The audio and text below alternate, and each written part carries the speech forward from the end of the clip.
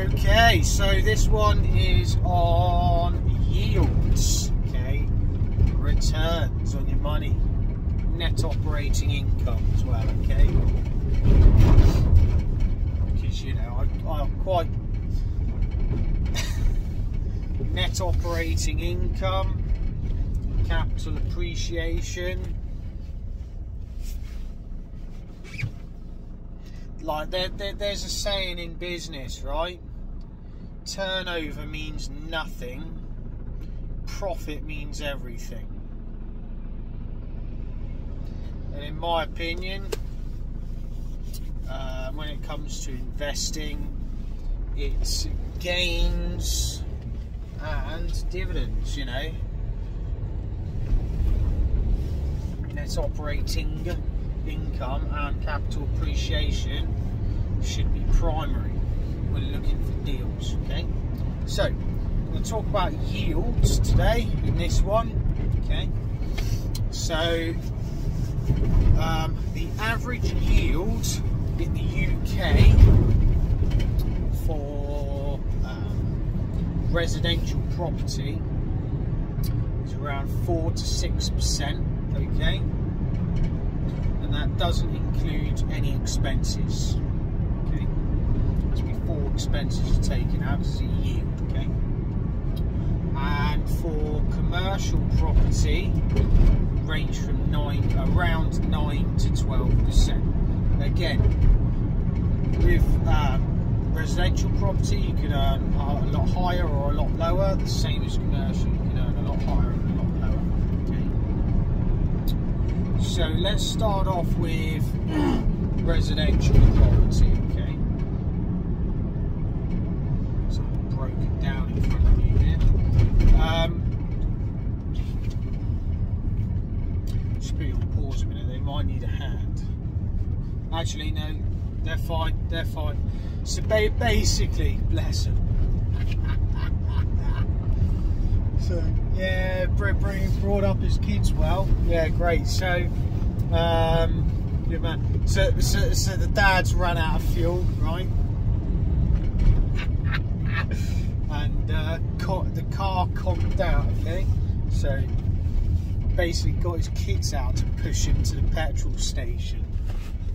Good job he broke down really close. So anyway,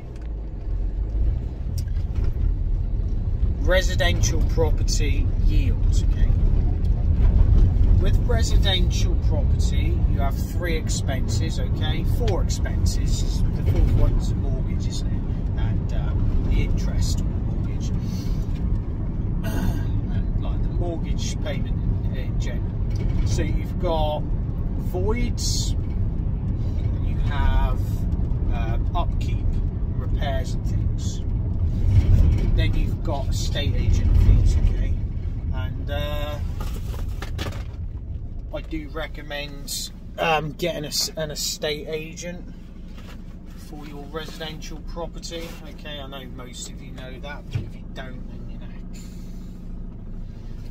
it's like, well, why risk that to save 10 to 12%? Anyway, so your estate agent fees are around 10% per month. Add VAT, okay, so you know 10 or 12% per month. Then you have voids, okay. So the average tenant in the UK lasts for around 4 years, okay. So that's 25% per year, okay. But you don't tend to lose much rent, okay, so let's not include that. So the average costs for residential buy-to-let is around 25% of the rent, okay. So let's say that you're charging £1,000 a month rent, 250 of that is in costs, okay.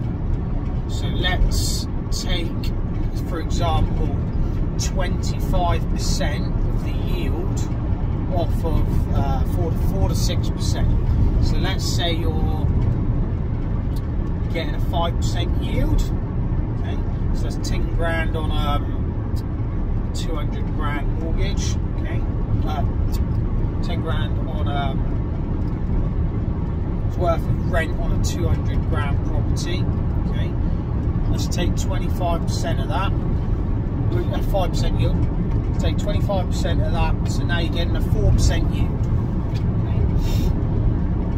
Okay. Equivalent. Because in commercial property, you have no maintenance costs, no upkeep, no insurance charges, and the tenant tends to pay for the estate agent fees, okay, which is again 10 to 12%. Okay, so those two to know. And in terms of voids, the average term for a tenant, okay,